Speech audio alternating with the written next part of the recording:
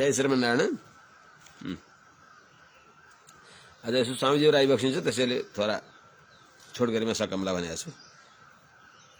हेटौँडाबाट सबै स्वामीजीहरू यता अधिवेशनमा सवारी भइबसेका स्वामीजीहरू त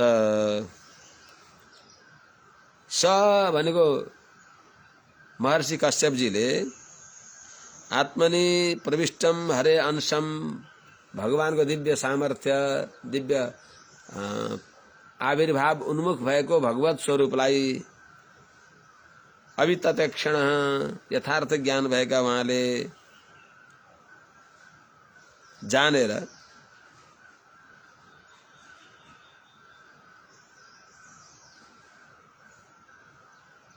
तद अबुद्धता छ नि, बुझिबक्सेका हुनाले यस्ता महाराज कश्यपले अदित्याम, भगवती अदितिमा चिरसंवृतम तपसा चिरसंवृतम वीर्यम आधत्त, भगवत भक्ति सामर्थ्यलाई हो। यो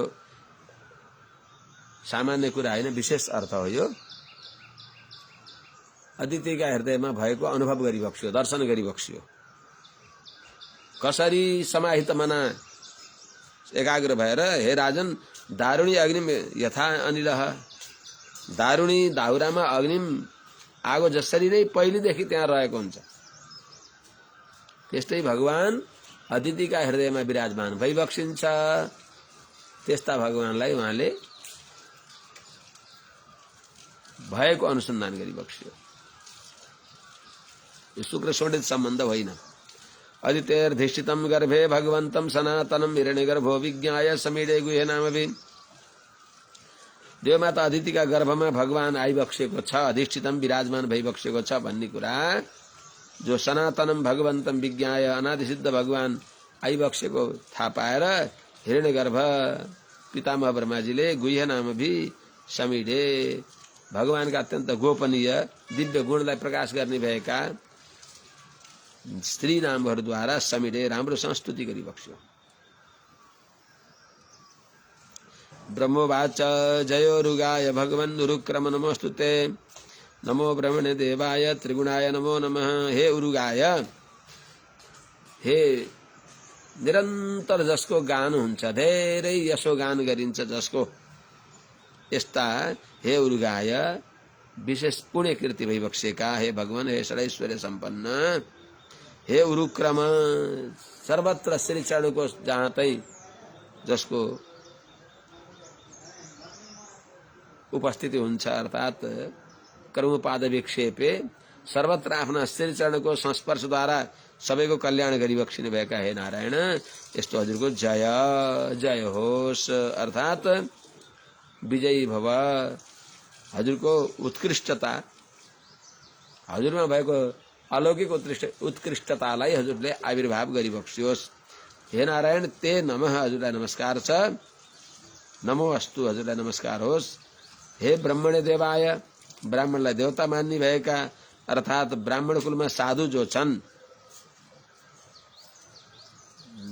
जो स्वरूपज्ञ ब्राह्मणहरूलाई देवता मानी बक्सिने भएका, या ब्रह्मणीय जो ब्राह्मण कुलमा साधु भएका व्यक्तिहरूका सर्वस्व भइबक्सेका, शुद्ध्युपास्य भएका, ब्राह्मणका सर्वस्व भइबक्सेका, उपास्य भइबक्सेका, त्रिगुणाय, तीन गुण जसका अधीनमा छन्, अर्थात दिव्य भगवानमा जो गुणहरू छन्, सत्वादि गुणलाई आफ्ना अधीनमा राख्ने भएका, अथवा स्वरूप गुण शान्ति आदि, विग्रह गुण सौन्दर्य आदि र शक्ति गुण सत्वादि जसका अधीनमा छन्, त्यस्ता हे नारायण नमो नमः, हजुरलाई नमस्कार छ।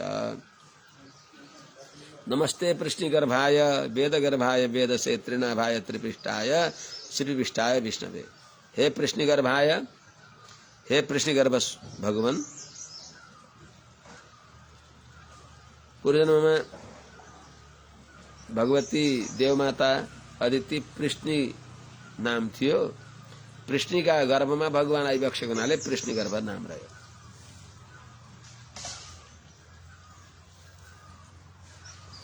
अर्को वेदगर्भाय, जसका अनादि सिद्ध श्वास हुन वेद जसका, यस्य निश्वसितम वेद, जसका हृदयमा नित्य वेद विराजमान भइबक्सिन्छ। अनन्त वेदहरू, महाप्रलयमा वेद कहाँ गरेर हुनुहुन्छ त? भगवानका हृदयमा। सारा चेतनहरू, जड चेतन सबै भगवानका उदरमा बस्छन्।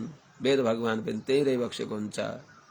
अनन्त वेद भगवानलाई यथावसर कति अंश कसले साक्षात्कार गर्न सक्छन् त्यस अनुसार प्रकट हुने। त्यस हुनाले हे वेद गर्भ,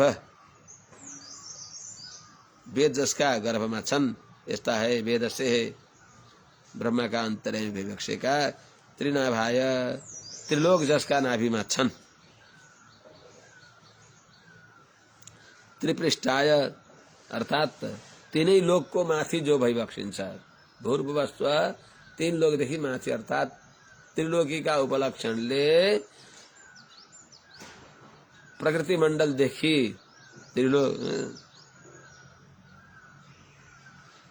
त्रिपृष्ठाय भनेको त्रिगुणमय जो ब्रह्मलोक पर्यन्तका यी लोक छन्, यीदेखि माथि जसको लोक छ अर्थात वैकुण्ठमा रहिबक्सिने भएका।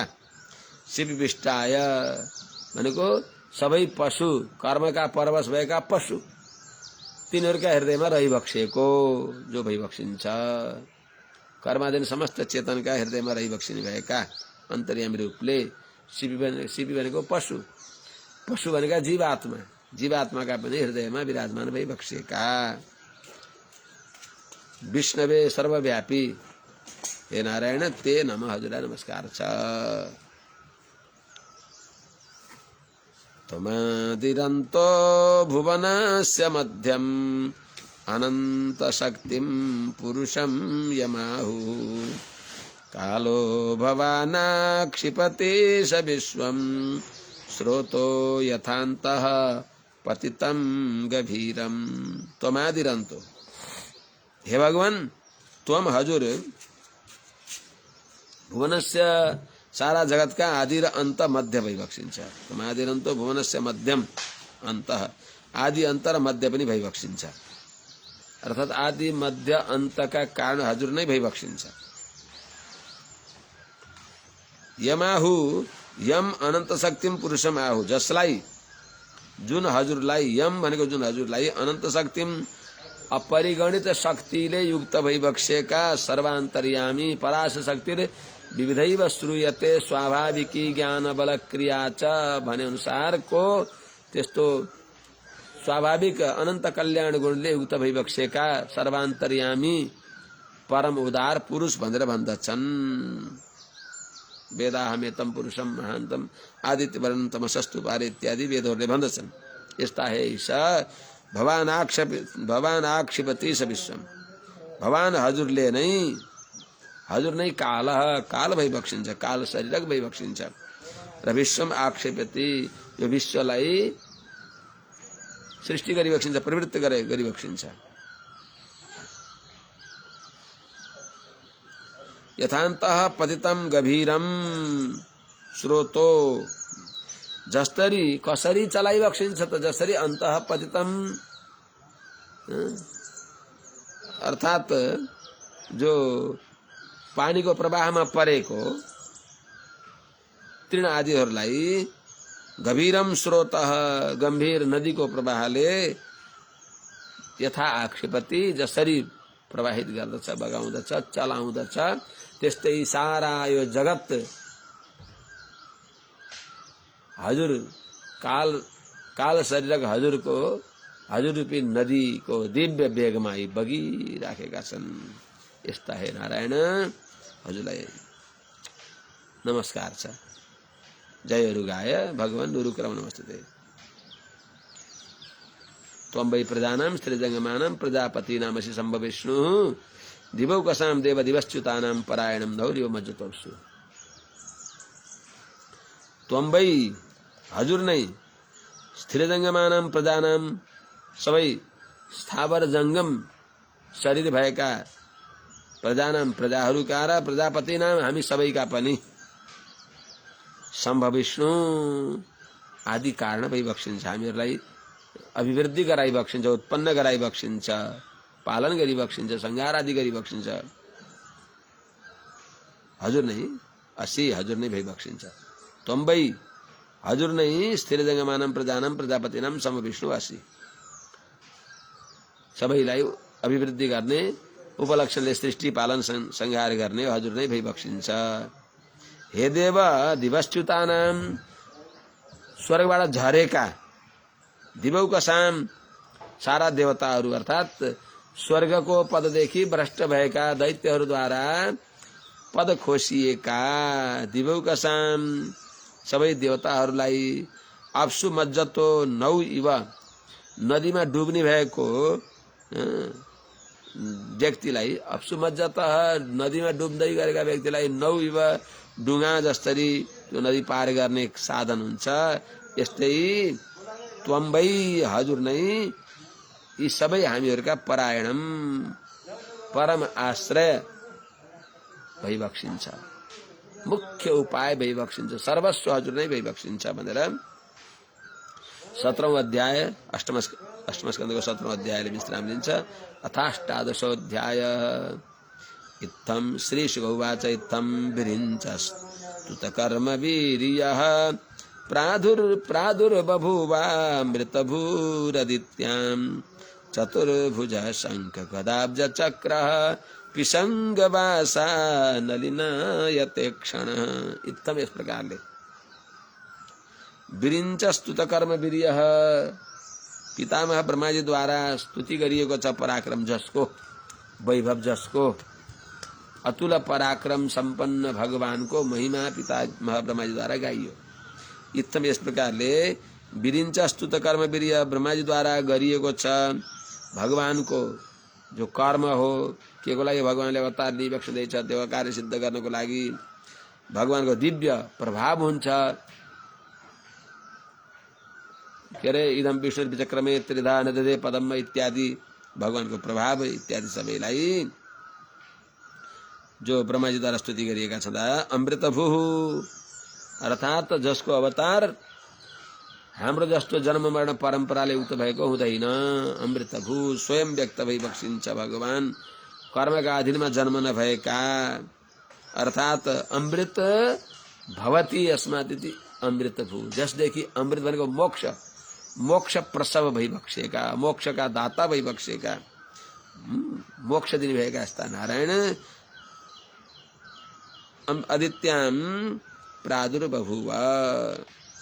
प्रादुर्बभुवा मृतभू आदित्याम, आदित्याम देवमाता अदिति, कश्यपदेखि देवमाता अदिति मा अवतार लिइबक्स्यो। कस्ता अवतार लिँदा पनि भगवानले अजहत स्वरूप आफ्नो दिव्य स्वरूपलाई नछोडिकन आइबक्स्यो। चतुर्भुज चार बाहु, त्यो प्राकृत स्वरूप हो त अप्राकृत हो। अनि चार बाहु त कोही कोहीका हुन्छन्, कोही त्यस्ता हुन्छन्, तर प्राय त्यस्ता बाँच्दैनन् पनि। कसैका दुईटा टाउका तीनटा टाउका भएका नि हुन्छन्, कोही त्यस्ता, कोही बाँचे मात्र बाँच्दैनन्। तिनीहरूको जीवन पनि अत्यन्त दुःखद हुन्छ। तर भगवानको अवतार कस्तो भयो त? चतुर्भुज चार बाहुले युक्त भएर शङ्ख चक्र गदा पद्मै, शङ्ख चक्र गदाब्ज, शङ्ख गदाब्ज चक्र, शङ्ख गदाब्ज चक्र, शङ्ख चक्र गदा आदि पद्म आदि सारा दिव्य आयुधले युक्त भइबक्सेका। पिसङ्ग भाषा, कुनै प्राकृत बालक जन्मदा के उसले कपडा लाएर आएको हुन्छ र? एकदम निर्मल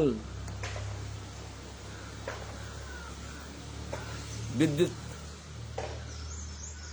बिजुली चम्के जस्तो त्यस्तो पीत वस्त्र धारण गरिएको छ। पिसङ्ग भाषा पीताम्बर धारण गरेर आइबक्सेको छ।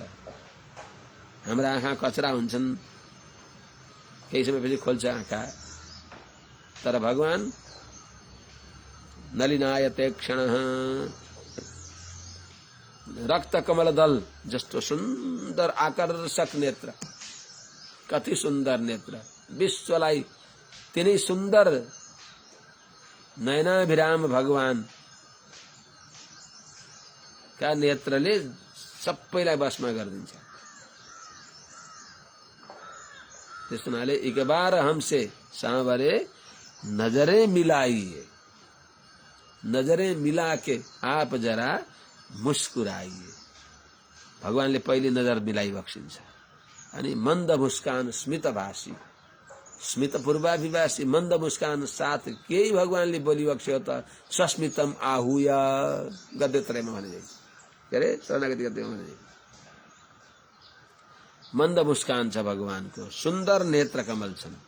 त आँखाले हेरिदिएर पहिले भस्मा गरी बक्सिन्छ अनि मन्द मुस्कान झन परवश हुन्छ।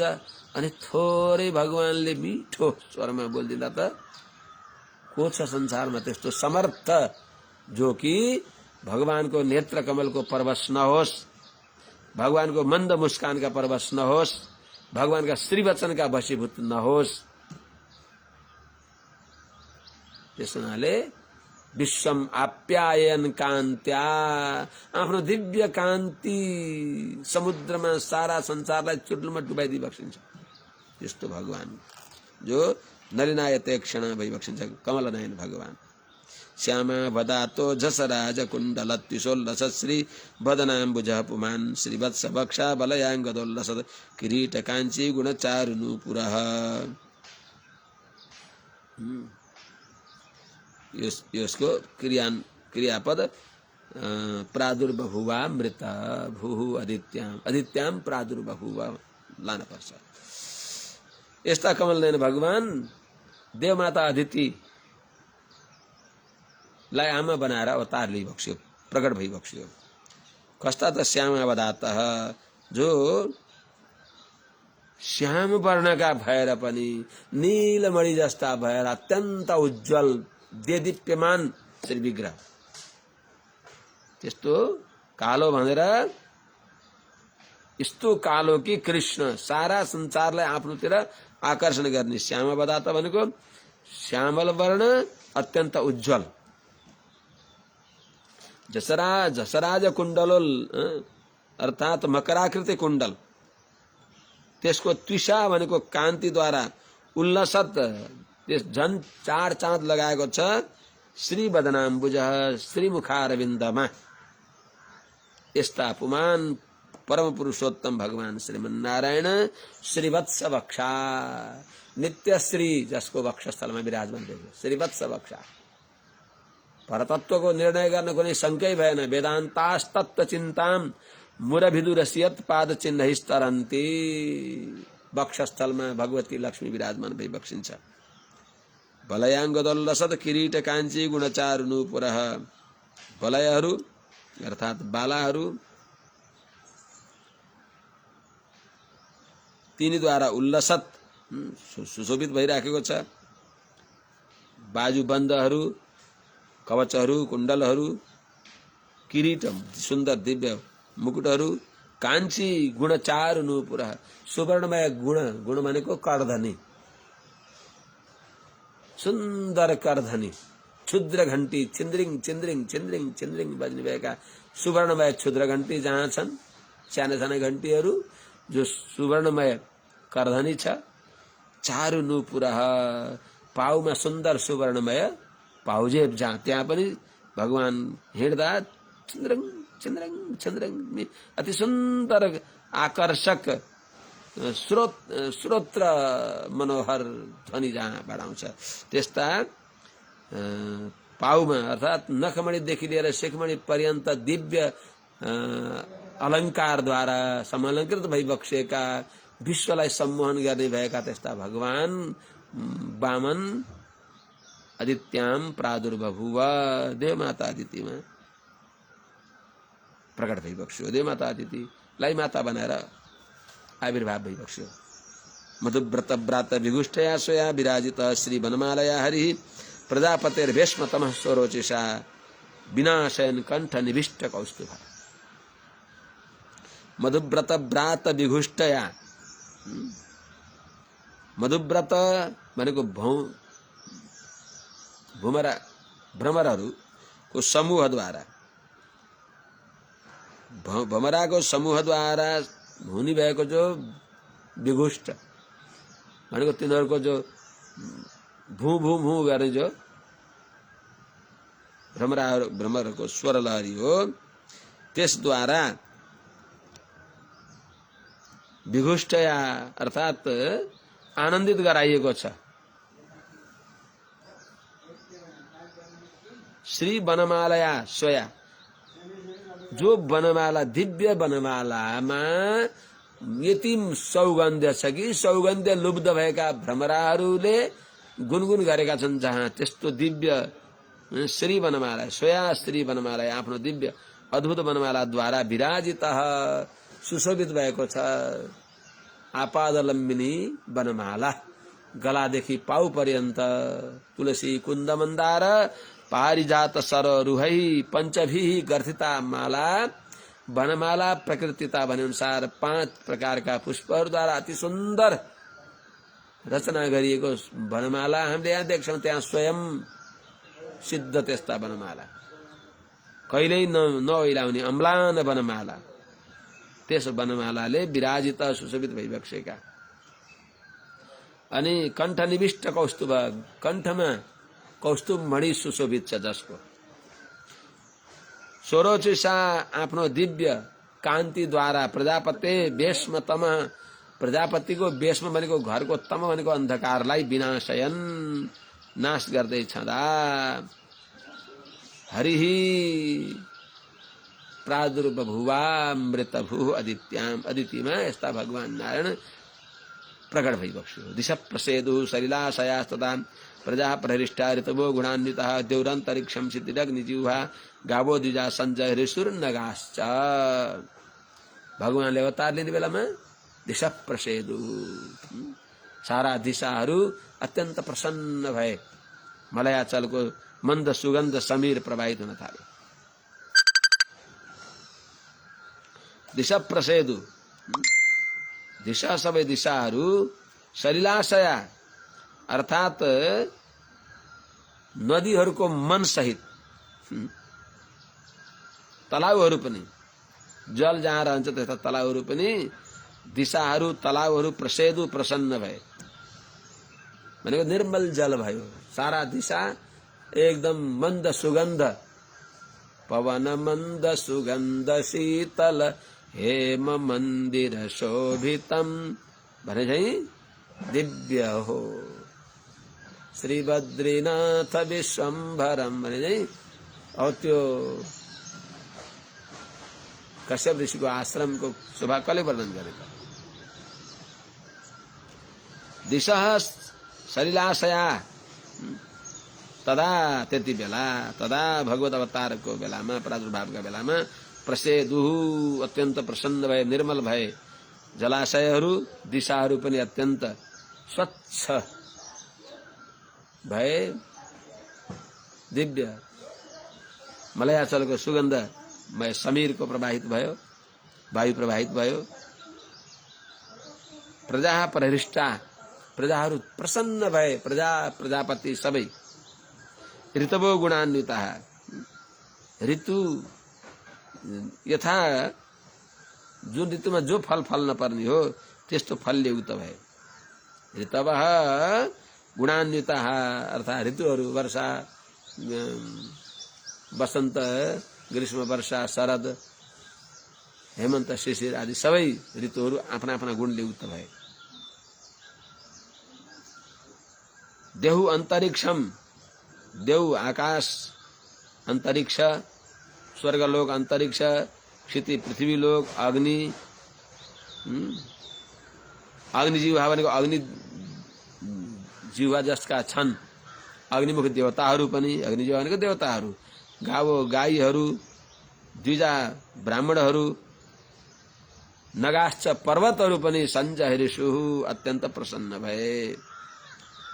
भगवानले त्यति बेला श्रोणायाम श्रवण द्वादश्याम मुहूर्ते विजिति प्रभु सर्वे नक्षत्र ताराद्याश्चक्रुस्तज्जन्म दक्षिणम।